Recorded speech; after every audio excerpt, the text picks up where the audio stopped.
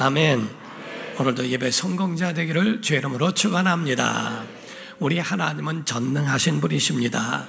절대자이시고 창조자이시고 만물을 주관하시는 유일하신 하나님이 우리의 하나님이신 줄로 믿습니다.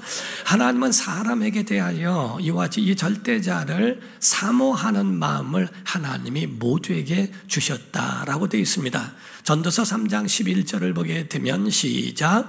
하나님이 이 모든 것을 지으시되 때를 따라 아름답게 하셨고 또 사람들에게는 영원을 사모하는 마음을 주셨느니라. 그러나 하나님이 하시는 일의 시종을 사람으로 측량할 수 없게 하셨도다. 아멘. 하나님이 모든 사람을 지으시고 그에 대하여 공개하실 부분은 공개하셨지만은 그 시종을 다 알게는 하지 않으셨다. 이는 하나님의 주권이라고 말씀을 하는 겁니다.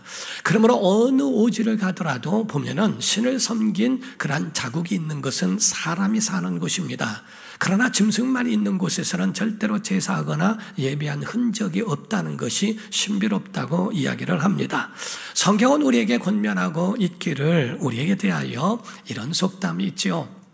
아무리 바빠도 바늘 허리매여 바느질 못한다 하는 말이 있습니다. 이와 같이 우리에게 대하여 아무리 배고파도 남의 음식을 훔쳐먹어서는 안 된다라고 하는 것처럼 신앙적으로 우리에게 말씀하는 것은 아무리 바빠도 짝퉁 하나님을 하나님이라 하지 마라 하는 겁니다.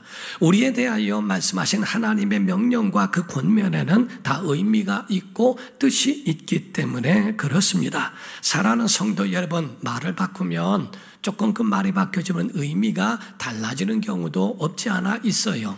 어떤 사람들은 쇼핑이나 하는 그런 곳에 보면은 모델들이 입은 옷을 보면 와, 착각을 합니다. 내가 저 옷을 입으면 저렇게 예뻐질까? 말을 바꾸면 사실상은 옷이 그 사람을 예쁘게 한 게 아니고 이쁜 사람이 그 옷을 입은 겁니다. 어떤 건강한 사람이 운동기구를 선전하고 있습니다. 그거를 하면 건강해지겠지. 물론 맞을 수도 있지만은 말을 좀 바꾸면 건강한 사람이 저 운동기구를 쓰는 것뿐입니다. 뭔지 모르는 분은 그냥 팔자련이 하고 그냥 지나가시면 됩니다. 그런데 이와 같이 우리에게 있어서 말을 바꾸면 의미가 좀 달라질 수도 있는 것처럼 우선순위가 바뀌면 안 된다는 거예요. 내가 우선순위가 되어버리면 내가 하나님이 된다는 겁니다. 그러나 하나님이 우선순위가 되면 나의 하나님이 되신다는 겁니다. 그래서 우선순위가 바뀌는 것에 대하여 분명하게 달라질 수 있다는 겁니다. 우리가 현대사회를 볼 때에 많이 세상이 바뀌었어요. 그 가운데에 물려온 문화 가운데에 물결 중에 하나가 포스트 모던입니다. 현대사회는 절대자를 인정하지 않습니다. 그래서 절대라는 말은 없다. 거기에 들어온 신조어가 하나가 있는데 그 말이 다름이라고 해야지 틀림이라고 하지 마라 라고 하는 다양성을 인정하라고 이야기를 합니다. 틀린 말은 아니고 그 말이 맞는 말이긴 합니다. 그러나 틀림이 과연 없을까 하는 거예요. 그게 헬라 문화이고 그가 다른 문화라 하는 겁니다. 그걸 기독교에까지 집어넣고 종교도 그와 같이 행하라. 너희만 구원이 있다고 말하지 마라. 다른 종교에도 구원이 있다고 인정해라 하고 이렇게 압력을 넣고 압박을 해서 그것으로 인하여 거기에 동조한 사람들이 그런 집단이 모인 곳을 이같이 종교 통합이라고 하는 이름으로 모여지기도 하더라는 거지요. 그러나 기독교에는 거기에 할 수 없는 것은 우리에게 분명한 하나님의 말씀에는 틀림도 있고 다름도 있기 때문에 그렇습니다. 우리가 차별금지법이나 등등 이런 것을 말하는 것에 의하여 말하는 것은 거기에 대해 다름으로 인정되어야 될 부분도 있지만 왜? 성경에도 차별을 하지 말라고 말씀도 되어 있거든요. 그러나 종을 바꾸는 거기에 대한 근본을 흔드는 것은 틀림이라고 보는 겁니다. 하나님이 창조하신 창조에 대하여 그것을 사람이 바꾸거나 사람이 그거를 인정하게 만드는 것 이 자체가 다름이 아니고 틀림이라고 하는 거죠. 절대자의 하나님의 그 모습까지도 우리가 바꾼다는 것은 굉장히 위험한 일입니다. 우리는 분명한 신앙에 확고해야 할 필요가 있습니다. 모든 창조하신 이가 하나님인 줄 믿습니다. 그의 보내신 자 예수 그리스도가 우리에게 유일한 구원인 줄 믿습니다. 이것이 바로 우리의 믿음의 고백이어야 되는데, 어떤 사람들은 아니다, 다른 곳에도 있다, 다른 종교를 왜 독선적이고 그렇게 개인적인 주관적인 해석으로 그렇게 하느냐라고 이기적인 집단을 기독교라고 몰아붙이는 사람들도 없지 않아 있더라는 거죠. 그러나 오늘 여러분들이 이 문제를 해결할 수 있을 거예요. 본문 가운데는 십계명이라고 표현하는데, 원래는 히브리 사람들은 10계명이 아니고 10마디의 말씀이라고 표현을 합니다. 이 10마디의 하나님의 말씀을 잘라서 계명화시킨 것이 10계명이에요. 그러나 그것이 히브리 사람에 의하여 되어진 부분보다는 이 말씀을 우리식으로 바꾼 것이기 때문에 조금 차이는 있지만 근본을 흔들지는 않더라 하는 겁니다. 사랑하는 성도 여러분, 10마디의 말씀은 하나님이 직접 하신 말씀이라고 성경은 말씀하고 있죠. 그러므로 우리에게 이 율법에 대하여 하나님 말씀을 받을 때 이 말씀을 잘 받고 사랑하면 하나님이 천대의 은혜를 주시는 줄 믿습니다. 출애굽기 20장 6절입니다. 시작. 나를 사랑하고 내 계명을 지키는 자에게는 천대까지 은혜를 베푸느니라. 아멘. 정말 하나님을 사랑하고 그 계명을 지키면 하나님이 천대까지 은혜를 주신다고 약속을 하셨어요. 근데 여기서 우리가 중요한 것을 짚고 넘어가야 하는데, 예수님께서 기도를 가르쳐 주실 때도 이와 같이 기도하라 하시기 이전에 이와 같이 하지 마라, 이방인처럼 기도하지 마라, 불신자처럼 기도하지 말고 외식하는 자처럼 기도하지 마라 라고 말씀하신 것처럼, 우리가 율법에 대한 오해가 몇 가지가 있습니다. 첫 번째 오해라고 하는 것은 율법을 지켜야 구원을 받는가 하는 겁니다. 너희가 예수를 믿어도 율법 지키지 않으면 구원을 받지 못한다라고 하는 율법의 그릇된 오해를 우리가 가질 필요는 없다는 거죠. 구원이라고 하는 것을 애굽에서 탈출한 것을 출애굽을 구원이라고 본다면, 출애굽기 20장에는 광야에서 하나님의 율법을 베푸신 겁니다. 그러면 구원 후에, 그 이후에 주신 것이라고 본다면, 우리가 하나님의 말씀을 받는 것은 구원받은 자가 하나님과 관계하는 울타리라고 보는 것이지, 구원의 조건이 율법이라고 말하는 것은 아니라는 것. 두 번째 오해가 있어요. 우리는 신약교회의 성도이기 때문에, 예수 믿고 구원받았기 때문에 율법은 아니야 라고, 율법은 나와 상관이 없다고 하는 그 오해를 고쳐야 된다는 거죠. 우리가 율법과 상관없을까? 과연 그렇습니까? 나 왜 다른 신을 내게 두지 마라. 율법이 끝났으니까 이젠 다른 신 둬도 됩니까? 우상을 만들고 거기 절하지 마라. 율법 끝났으니까 우상 만들어도 되고 거기 절해도 됩니까? 많은 사람들이 율법을 곡해하고 오해하고 있다는 사실에 너무 마음이 안 좋을 때도 있습니다. 율법은 구원의 조건은 아니라 할지라도 하나님과 관계를 유지할 수 있는 울타리요, 죄를 깨닫고 그릇된 길로 가는 길에서 하나님께로 돌아서게 하는 것, 이게 바로 율법이라고 하는 겁니다. 사랑하는 성도 여러분, 여러분과 저는 구원받은 자가 하나님을 섬기고 지켜야 할 기본이 율법과 같은 하나님의 계명이지, 율법이 없어졌거나 또는 율법이 구원의 조건이라고 생각하는 잘못된 것을 가질 필요는 없다는 거죠. 자, 오늘 여러분이 배우셔야 되는 가장 중요한 것이 여기에 오늘 본문 말씀에 있습니다. 원래는 나 외에 다른 신을 내게 두지 마라 라는 말씀이 1계명이라고 생각을 하고 있는데, 그 서론으로서 1절과 2절에는 서론이라고 생각하지만 여러분들이 2절과 3절은 하나라고 보시면 됩니다. 그런데 중요한 것이 하나 있어요. 1절과 2절입니다. 출애굽기 20장 1절과 2절 시작. 하나님이 이 모든 말씀으로 말씀하여 이르시되 나는 너를 애굽 땅 종 되었던 집에서 인도하여 낸 내 하나님 여호와니라. 자, 이제 잠깐 보여주세요. 그냥 이 2절에 있는 말씀을 우리가 보게 되면, 나는 너를 애굽 땅 종 되었던 집에서 인도하여 낸 내 하나님, 그래서 여기 원문에는 그 여호와니라 이렇게 돼 있어요. 유일하신 하나님을 여기서 알려주는 장면입니다. 하나님이 자기에 대하여 모든 신들 거부하고 허용 안 해, 용납 안 해. 만약에 신이라고 주장한다면 어떤 신이 진짜 신이고 하느냐? 그것은 너를 애굽 땅 종 되었던 너의 집에서 인도하였다면 그가 하나님이야. 맞아. 그 하나님 여호와, 내 하나님 그 여호와라고 하나님이 단언하셨다 하는 겁니다. 이건 하나님에 대하여 자기 자신을 유일신이라고 선포하시는 이스라엘 백성들에게 자기를 보여주시는 장면입니다. 자, 그러면은 3절에 대하여 봅니다. 시작. 너는 나 외에는 다른 신들을 내게 두지 말라. 2절과 3절은 원래 하나입니다. 내가 너의 하나님 그 여호와니까 나 외에 다른 신은 용납할 수 없어, 둘 수 없어, 그거를 허용하지 않는다라는 말씀입니다. 이는 하나님만, 그분만 유일하신 분이고 그분만 창조하신 분이고 그분만 구원하신 분이기 때문에 그 하나님만 경배의 대상이요 우리의 삶의 목적이라고 말씀하는 거예요. 어떤 사람이 한국의 기독교에 대하여 말씀하기를 의미 있는 말을 했어요. 한국은 하나님이라는 우상을 섬기고 있다. 이게 무슨 말인가? 라고 생각했죠. 한국 기독교인들은 하나님이라는 우상을 섬기고 있는 사람이 많더라. 이렇게 얘기합니다. 그 말은 다른 말이 아닙니다. 하나님은 우리의 경배의 대상이요. 아멘. 우리의 삶의 목적인 줄 믿습니다. 그런데 그 하나님을 나의 삶의 수단으로 삼으면 우상되는 겁니다.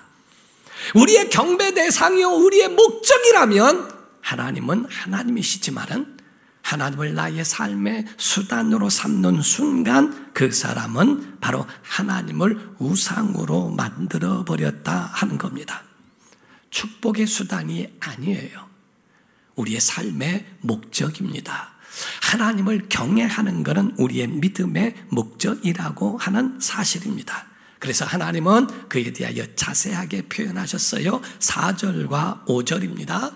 그 가운데 제가 있습니다. 너를 위하여 새긴 우상을 만들지 말고 또 위로 하늘에 있는 것이나 아래로 땅에 있는 것이나 땅 아래 물속에 있는 것에 어떤 형상도 만들지 말며 왜? 그것들에게 절하기 때문에 절하지 말며 그것들을 왜? 섬기기 때문에. 그래서 섬기지 말라. 나 내 하나님 여호와는 질투하는 하나님인 즉 나를 미워하는 자의 죄를 갚되 아버지로부터 아들에게로 3, 4대까지 이르게 한다고 말씀하셨어요.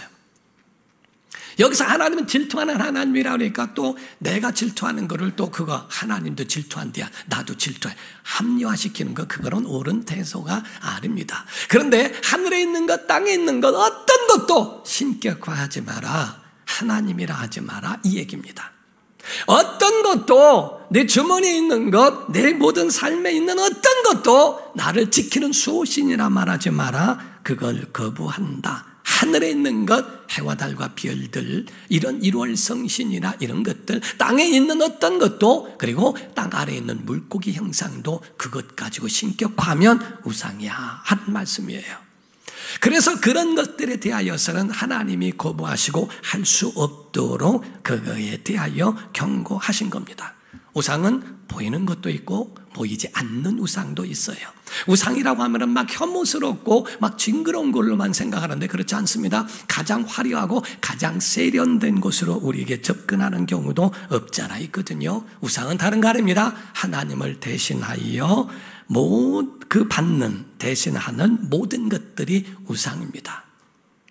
그래서 무엇을 하나 만들고 그것에 대하여 예쁘다, 좋다, 상관없어요. 그런데 이거를 보고 이게 나를 지켜준다, 이것이 나의 수호신이다. 바로 우상을 바로 되는 거죠. 이스라엘 민족과 그들에게 대하여 하나님이 그들을 경고하시는 말씀이 나오는데요. 이스라엘은 유목민이었습니다. 그래서 양을 키우고 이렇게 살아가는 유목민이었고 광야에서는 만나만 먹었습니다. 와, 신령한 그 만나를 먹으니 얼마나 좋겠어 라고 하는데 40년 먹어보세요. 아침도 만나, 점심도 만나, 저녁도 만나. 만나기는 하는데 40년 먹으면 그냥 코에 냄새가 납니다. 아침에는 만나밥, 점심에는 만나죽, 저녁에는 만나 칼국수, 밤참은 만나빵, 그리고 새참은 만나 생식 뭐 등등 이런 것 가지고 먹어서 보면은 전혀. 그런데 가나안 땅에 들어가니까요, 거기 안에는 양고기를 먹습니다. 포도주를 먹습니다. 거기에 올리브유에 거기다가 깃들여 먹이. 야, 이런 세계가 어디 있을까? 여러분, 우리가 목회하고 하면서 지금까지 오지만 목회자가 정말 우려되는 것 중에 하나가 있습니다. 어린 아이들이 신앙생활을 아동선교회, 학생선교회, 청년을 이렇게 가면서 나가는데요, 학생까지는 여러분 수하에 있어요. 그런데 여러분 대학 가거나 부모님의 곁을 떠나면 그 아이들이 과연 믿음을 가질까요? 그들이 과연 그 믿음을 이어서 가질까요? 우리의 믿음을 이어가는 걸 다음 세대라고 합니다. 그런데 우리의 믿음을 이어서 가지 않는 걸 다른 세대라고 말합니다. 여러분은 다음 세대로 이어가는 것에 대하여 거기에 확신할 수 있습니까? 아이들은 부모 앞에서 예배할 때는 귀찮게 와서 그냥 앉아서 졸다 가고 자다 가고 그 마음속에 하나님을 만난 일도 없고 하나님과의 관계에 인격적인 만남이 없다면 그가 과연 부모의 곁을 떠났을 때에 과연 그 믿음을 유지할 수 있을까 하는 겁니다. 문화를 보니까요, 신세계입니다. 40년 동안에 단번 신사로 살았던 이스라엘 백성이 가나안 땅 갔더니 비단 옷을 입습니다.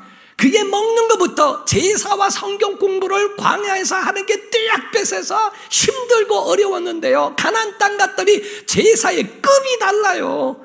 그 가운데는 그 급 가운데 보면은 술도 있습니다. 춤도 있습니다. 노래가 있고요. 거기에 있는 사제들은 여사제와 밤새도록 그러한 행동들을 하고 이러한 하나님 싫어하는 일들을 하더라도 쾌락과 이런 것들로 재밌어합니다. 그런데 하나님은 그들에 대하여 부러워하지 마. 내가 다 진멸할 거야. 하나님이 그들을 다 쓸어버리겠다라고 부러워하지 말라고 하세요. 바로 교회 생활만 하고 다 했던 그런 아이들이 부모님을 떠났을 때에 과연 그 속에 믿음을 유지한다면 얼마나 감사하겠어요. 그런데 이스라엘 사람들이 그에 대하여 하나님이 두려우니까, 애굽에서 탈출해 나올 때 10가지 재앙을 다 손수 봤으니까, 홍해를 가르신 것을 봤으니까, 광야에서 만나로 먹고 살아가는 그걸 다 봤으니까 하나님을 떠나지는 못해요. 성지 순례를 가면은 그런 이야기를 가이드 목사님이 얘기해 줍니다. 여기서 이스라엘 백성이 하나님을 떠나서 멸망당하지 않습니다. 그들은 하나님을 떠나면 죽는다는 걸 알았거든요. 그런데 하나님을 떠나지 않기 때문에 머리를 썼어요. 뭐냐면 안식일에는 하나님 앞에 나오고 나머지는 바알과 함께 했다는 겁니다. 그걸 혼합 종교라고 말을 합니다. 그들의 마음속에는 교회만 하나님이 계시고 교회에서만 하나님을 만나고 예배하는 사람, 그것으로 끝났고, 그래서 평일에는 바알을 섬기는 것에 대한, 그러니까 주일만 오케이, 주일날에는 하나님 앞에 나와서 예배하는 오케이, 찬송도 하고 예배도 하고, 그러나 6일 동안에는 내 마음대로 해. 그래서 주일날 한번 얼굴 도장 찍고 나왔습니다 하고 난 다음에 일주일은 전혀 하나님 앞에 관계없는 삶은 아닙니까? 우리가 휴대폰을 사용하기 위하여 충전을 합니다. 그러면 밤새 충전을 하고 아침부터 목적이 어디 있죠? 휴대폰을 사용하려고 충전하지 않습니까? 여러분이 예배하는 것은 일주일을 믿음으로 승리하기 위하여 충전하고 여러분의 영혼에 새 힘을 얻는 줄 믿습니다. 그런데 충전하고 사용하지 않고 아무 쓸모가 없다면 과연 그것이 왜 충전을 했을까요? 예배와 삶은 이어지는 것이지 예배와 삶이 이것이 나누어지거나 갈라지는 게 아니라는 겁니다. 믿음의 사람이라면, 그래서 세상 사람이 비난하는 것은 예배의 행위를 비난하는 게 아닙니다. 예수를 믿는다며 근데 왜 삶이 안 돼 그래? 예수를 믿으면 삶도 이어져야지. 너 왜 그래? 그래서 비난하는 거지 예배의 삶을 욕하는 건 아니거든요. 그래서 여호수아는 이런 고백을 했어요. 여호수아 24장 15절에 말을 합니다. 다 같이 시작. 만일 섬기는 것이 너에게 좋지 않게 보이거든 너희 조상들이 강 저쪽에서 섬기던 신들이든지 또는 너희가 거주하는 땅에 있는 아모리 족속의 신들이든지 너희가 섬길 자를 오늘 택하라. 오직 나와 내 집은 여호와를 섬기겠노라. 아멘. 아멘. 여기서 말합니다. 히브리인이라고 말을 하죠. 원래 이불이란 말에서 나온 말입니다. 이불이란 말은 강 건너란 뜻입니다. 그래서 이불이었다는 말은 강을 넘어온 사람들, 홍해를 넘어온 사람들, 세상에 있는 세속화를 넘어온 하나님의 사람들, 그들인데 너희가 너희들 마음에 들지 않는다면 이불이 민족과 같이, 우리는 이불이 민족이지만 그 이전에 있었던 그쪽으로 가든지 아니면 토착민을 섬기든지 그 신들을 섬기든지 너희들이 선택해라. 나와 내 집은 오직 하나님만 섬기겠노라.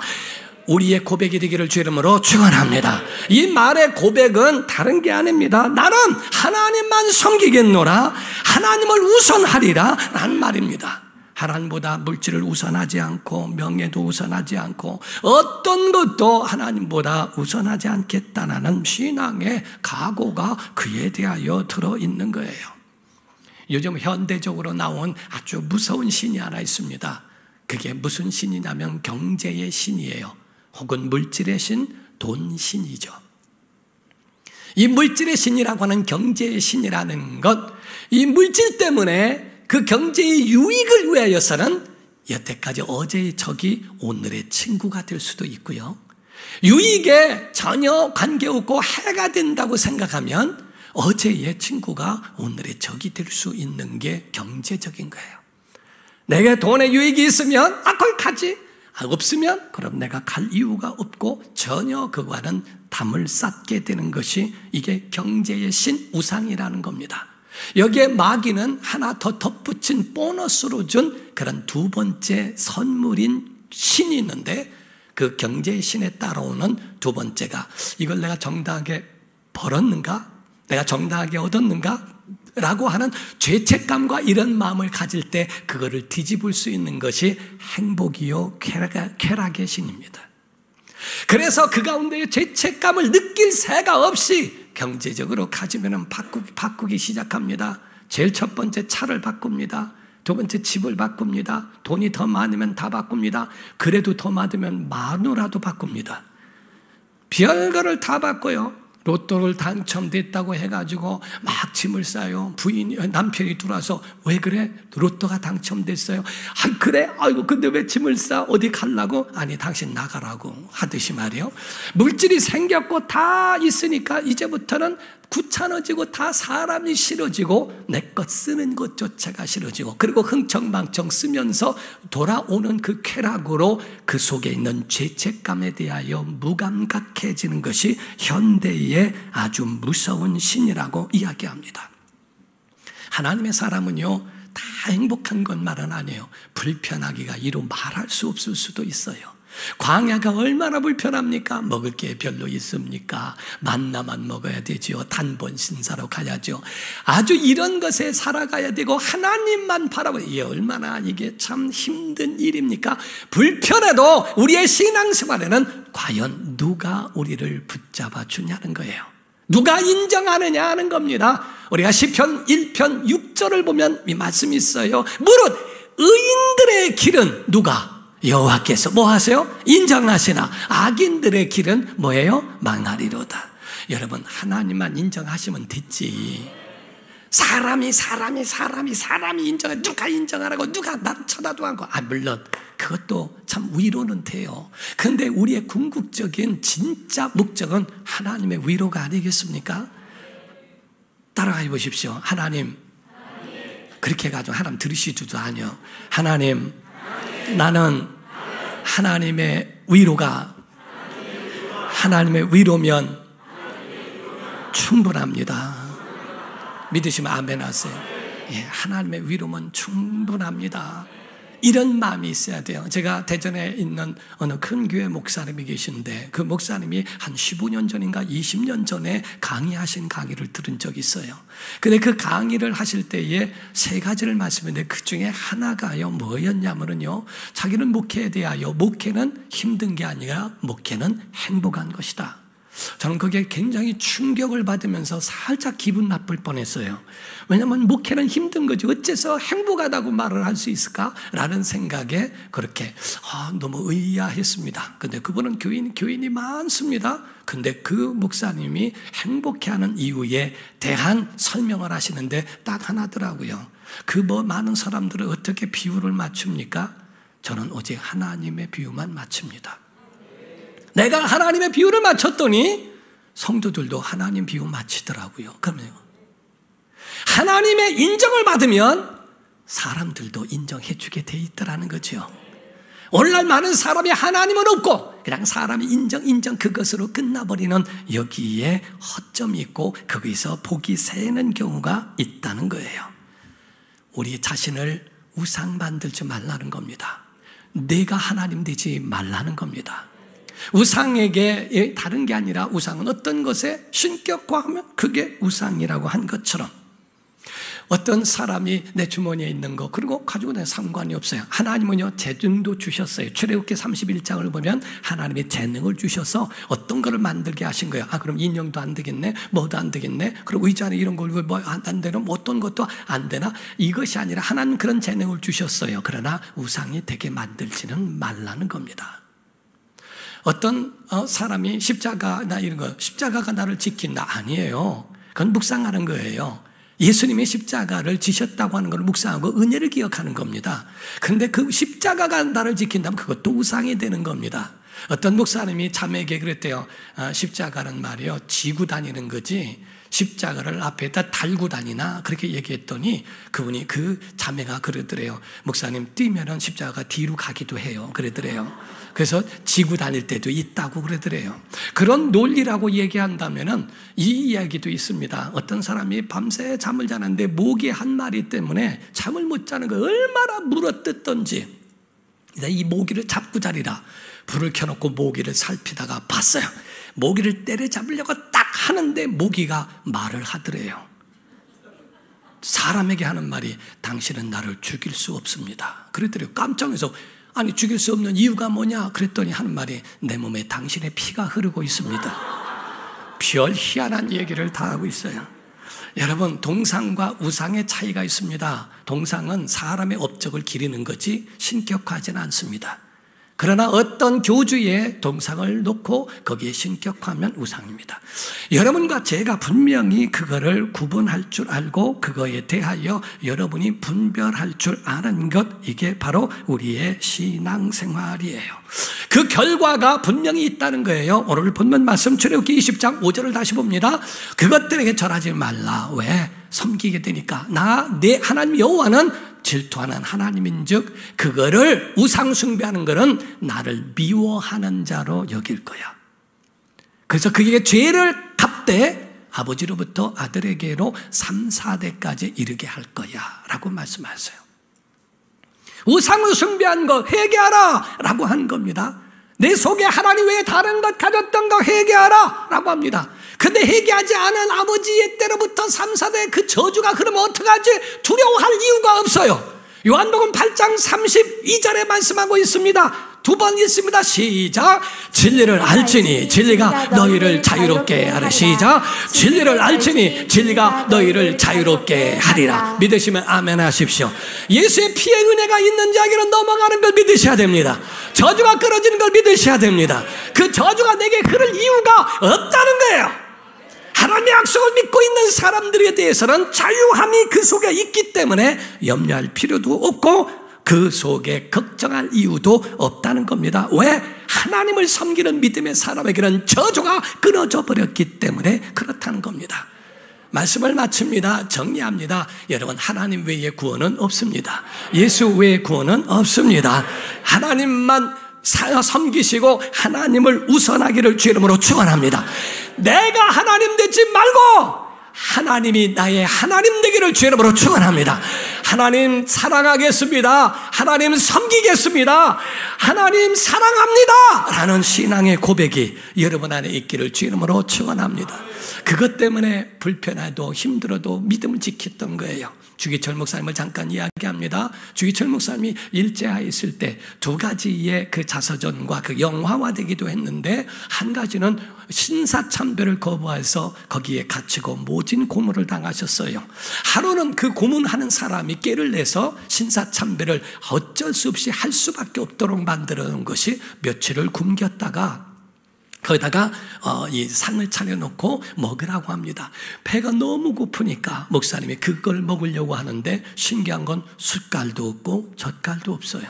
그리고 손은 뒤에 묶여있는데 어떻게 먹어야 되는가?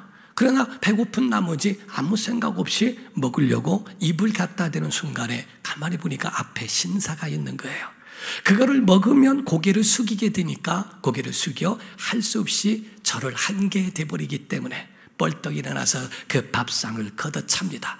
이래도 저래도 해유가 되지 않으니까, 그러니까 마지막 거기에 대해서 궁리한 것이 뭐였냐면 교인들을 다 모읍니다. 산적인 교회 교인들을 다 모아놓고 그 가운데에 못을, 그런 그 널판지가 있는 그 긴 널판지에 못을 다 박아놨어요. 못을 뒤집어 놓고 못이 앞에 있는 것을 보여주면서 너희들이 신사참배하지 않으면 내 목사를 이 못 위에 걷게 하겠다라고 했습니다. 성도들은 마음이 흔들리면 이걸 어떻게 해야 되나라고 하는 마음을 가질 때 목사님이 이야기합니다.